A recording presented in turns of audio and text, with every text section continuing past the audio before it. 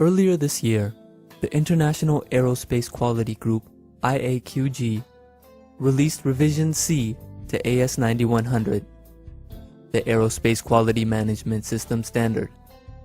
The revision marks the first major change to the standard since its initial release in 1999.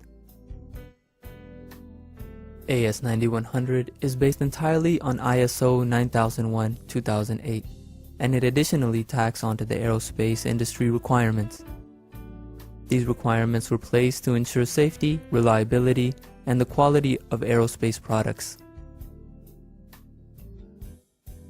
Based on the stakeholder input and the IAQG charter, the rewrite team has some key objectives. Incorporate ISO 9001-2008's requirement. Expand the scope from an aerospace standard to an aviation, space, and defense standard. Incorporate new requirements based on stakeholder input. Ensure alignment with IAQG strategies. Clarify existing requirements. AS9100 is based on ISO 9001-2008 and is maintained and administered by the International Aerospace Group, which started its revision in 2005. AS9100C includes definitions for three important new terms: risk, special requirements, and critical items. Other critical changes to the standard involve quality manual relationships, risk management, customer satisfaction, project management, recognition of supplier quality data, and approval status of suppliers. The IAQG has already established a 30-month transition period for AS9100C.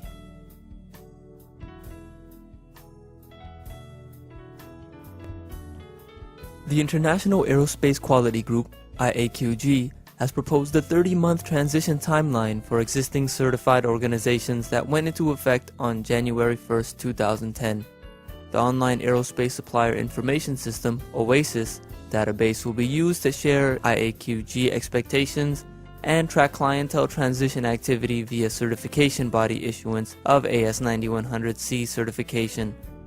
All AS9100 audits after July 1, 2011 must be to Rev C. After the 1st of July 2011, all audits conducted, whether they be surveillance, recertification, or new registration, must be conducted to AS9100 Rev C or AS9120 Rev A as applicable. Any certification in OASIS that are to Rev B of AS9100 after June 31, 2012 will automatically be withdrawn. For those clients, a complete new recertification audit must be completed.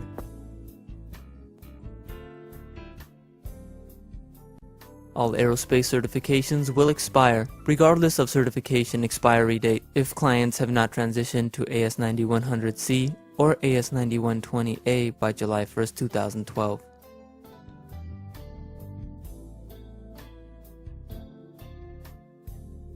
The days for all 9100 and 9120 2009 transition audits shall be as follows.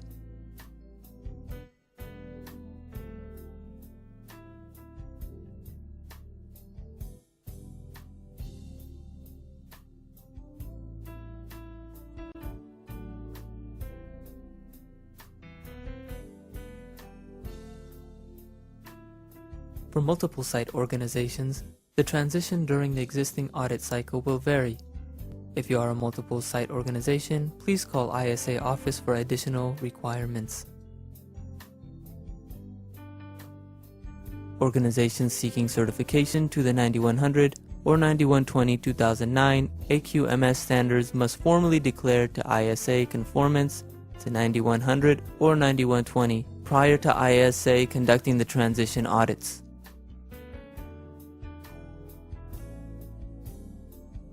The following section will provide a brief overview on some of the key changes in Revision C of AS9100.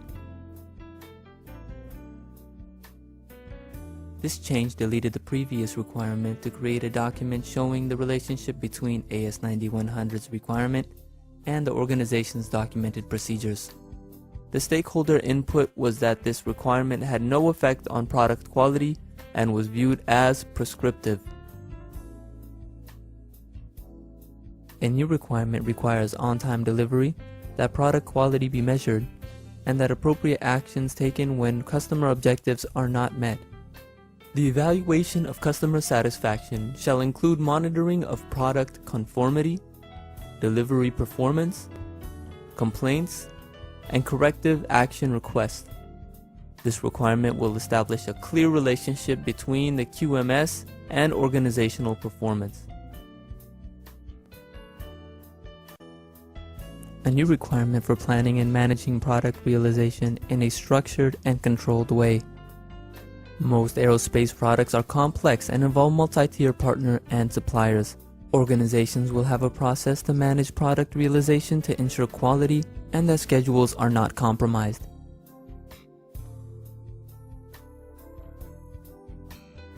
The new requirement under Clause 7.1 requires an organization to implement a risk management process. This clause will require organizations to identify and classify risk, determine levels of acceptable risk, and have effective risk mitigation plans for unacceptable risk. This requirement puts a focus on product risk during product realization. This is vital as new technologies in aircraft, space vehicles, defense systems, and materials are introduced. Organizations will need to ensure that a risk management process is in place, that risks are appropriately applied in the process, and that they are successfully managed. The existing configuration management clause was simply moved to Section 7. This puts the focus on product instead of documentation. Some level of configuration management is expected for all products at all levels of the supply chain. This change is in the form of a guidance note that encourages the use of data from external sources in the supplier selection and evaluation process. The industry trend is to use externally provided supplier performance data. This will require organizations to define the various supplier status levels they use, along with the scope of approval for each. They will also have to define the process for supplier approval status decisions and changes. The requirement stems from an increased emphasis on supply chain management throughout the aerospace industry.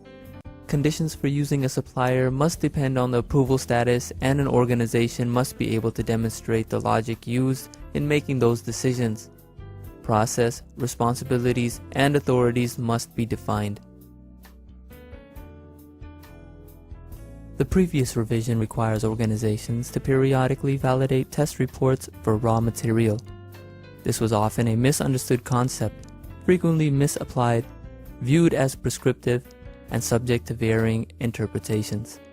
The rationale going forward will be if an organization is making critical items in which the material, chemical, and physical requirements are important, it should be verifying test reports as part of its risk management process.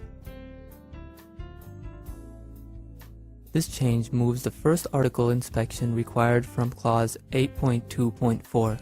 It will require organizations to verify that their production processes, documentation, and tooling are capable of producing parts and assemblies that meet requirements. As9100 will still be referenced as guidance and is often flowed down from major aerospace companies. The change no longer requires organizations to use detailed tools and techniques such as check sheets, flowcharts, etc. to support the internal audit process. The industry considered this to be too prescriptive and decided it was best to leave the identification of the tools up to the supplier. As9100C requires that when the organization uses sampling inspection for the product acceptance, the sampling plan shall be justified on the basis of recognized statistical principles and appropriate for use. The rationale was that numerous requests were received to improve the sampling clause, and that the way it was previously written confined organizations under other plans that could still be proven statistically valid. The revision to As9100 brings significant changes, not only to the standard, but also to how audits will be conducted. It will be an audit tool, and auditors will be measuring organizational effectiveness.